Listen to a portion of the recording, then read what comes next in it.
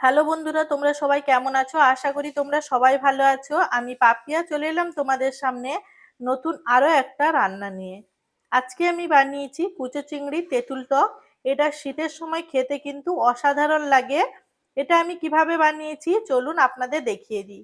তার আগে জানিয়ে দিই, আমার চ্যানেলে যারা নতুন বন্ধু আছেন, যারা এখনো আমার চ্যানেলটিকে সাবস্ক্রাইব করেননি, তাদের কাছে অনুরোধ করছি আমার চ্যানেলটিকে সাবস্ক্রাইব করবেন এবং সাবস্ক্রাইব করে পাশে থাকা বেল আইকনটি প্রেস করে দেবেন। এতে করে আমার কোনো নতুন রান্নার রেসিপি আমার চ্যানেলে দেওয়ার সাথে সাথে আপনাদের কাছে কিন্তু নোটিফিকেশন চলে যাবে। চলুন এই রান্নাটা কিভাবে বানিয়েছি আপনাদের দেখিয়ে দিই।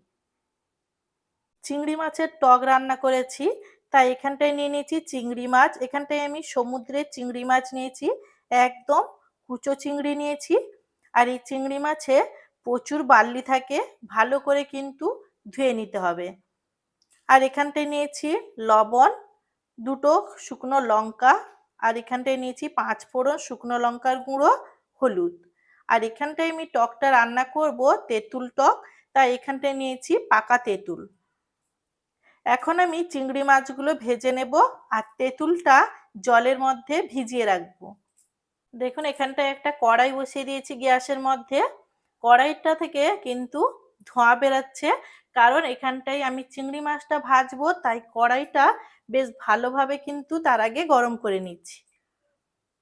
এখন আমি দিয়ে দিচ্ছি রাইস অয়েল।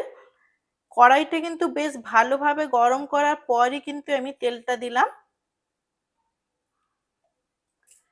আর তেলটা দেওয়ার পর এখন আমি তেলটাকেও বেশ ভালোভাবে কিন্তু গরম করে নেব।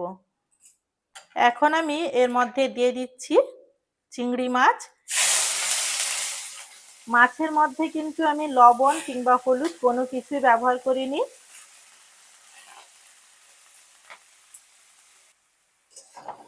চিংড়ি মাছগুলো ভেজে নেব। চিংড়ি মাছের মধ্যে লবণ হলুদ যদি দিয়ে চিংড়ি মাছটা ভাজতাম, তাহলে কিন্তু চিংড়ি মাছটা দেওয়ার সাথে সাথে কড়াইতে অনেকটা পরিমাণ জল বেরোতো। চিংড়ি মাছের মধ্যে যে এত ছোট কুচনো চিংড়ি, তো তার থেকে একটা গন্ধ বেরোয়। ওই গন্ধটা কিন্তু লবণ আর হলুদ মেখে দিলে কিন্তু গন্ধটা থেকে যেত। তাই আমি একদম চিংড়ি মাছটা এইভাবে ভাজলে চিংড়ি মাছটা খুব সুন্দরভাবে ভাজা হবে। তারপরে গিয়ে লবণ হলুদ দেব। আপনারা দেখতে থাকুন, দিলেই বুঝতে পারবেন। এই চিংড়ি মাছটা ধোয়ার সময় কিন্তু অবশ্যই ভালো করে ধোবেন। আগেও বলেছি, আবারও বলছি, এই চিংড়ি মাছের মধ্যে কিন্তু একদম সরু কিংবা ছোট বালি থাকে। আপনারা নেটের সাহায্যে কিংবা ছাঁকনির সাহায্যে অল্প অল্প করে এই চিংড়ি মাছটা কিন্তু ধুয়ে নেবেন। বোঝা যায় না, তারপর রান্না করার পর কিন্তু বালিগুলো মুখে লাগে। আর এই চিংড়ি মাছের মধ্যে অনেক ধরনের পোকা থাকে, ছোট কাঁকড়া থাকে, অনেক কিছুই থাকে, সেগুলো ভালোভাবে কিন্তু পরিষ্কার করতে হয়।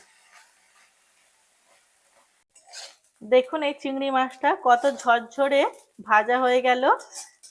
আরো কিছুক্ষণের জন্য এটা ভেজে নেব।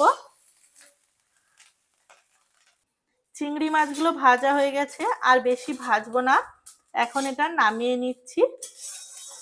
দেখুন চিংড়ি মাছগুলো একদম ঝরঝরে ভাজা হয়ে গেছে। আমি এই অবস্থায় চিংড়ি মাছগুলো নামিয়ে নিচ্ছি। আমি এখানটায় যতটা পরিমাণ চিংড়ি মাছ নিয়েছি, আমি এখানটায় ওই অনুযায়ী নিয়েছি তেঁতুল। দেখুন এইটুকুনি তেঁতুল নিলেই কিন্তু এখানটায় ঠিকঠাক টক হবে। আপনারা যে পরিমাণ চিংড়ি মাছ নেবেন হিসেব করে কিন্তু অতটুকুই তেঁতুল নেবেন। চলুন এখন তেঁতুলের জলটা আমি বের করে নিই। কড়াইটা গরম হয়ে গেছে, এখন দিয়ে দিচ্ছি সর্ষের তেল।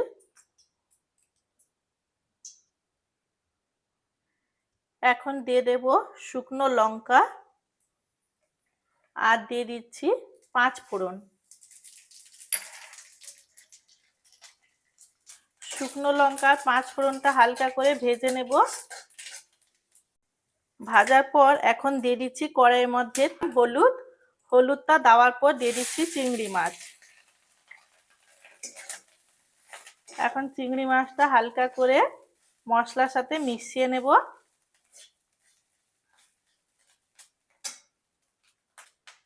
এখন এর মধ্যে হলুদটা দেওয়ার পর এখন দিয়ে দেব লবণ।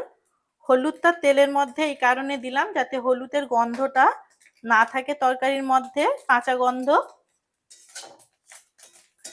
লবণটা দেওয়ার পর এখন ভালো করে আবারও কিছুক্ষণের জন্য মিশিয়ে নেব সমস্ত কিছু।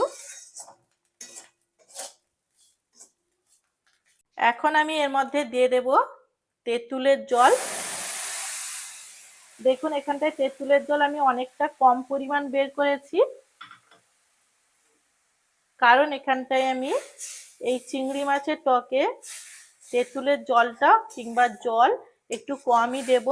এটা একদম মাখা মাখা হবে।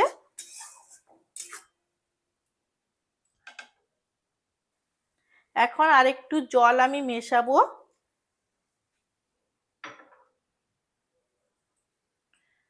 জলটা দেওয়ার পর এখন চিংড়ি মাছগুলো ভালো করে কিন্তু একটু ঘেঁটে দিচ্ছি। আর এখন এর মধ্যে দিয়ে দেব শুকনো লঙ্কার গুঁড়ো।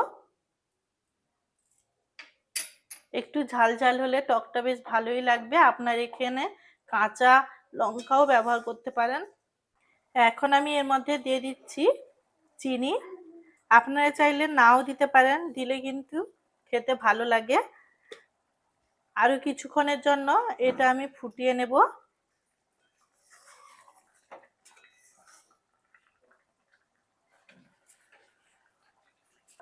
রান্নাটা হয়ে গেছে, নামিয়ে নিব। দেখুন ঝোলটা কতটাই শুকিয়ে গেছে। এইভাবে মাখা মাখা করলে কিন্তু কুচো চিংড়ির টকটা খেতে খুবই ভালো লাগে। আজকের এই রেসিপিটা যদি আপনাদের ভালো লেগে থাকে অবশ্যই লাইক করবেন, শেয়ার করবেন এবং সাবস্ক্রাইব করবেন। দেখা হচ্ছে নতুন কোনো রান্নার সাথে।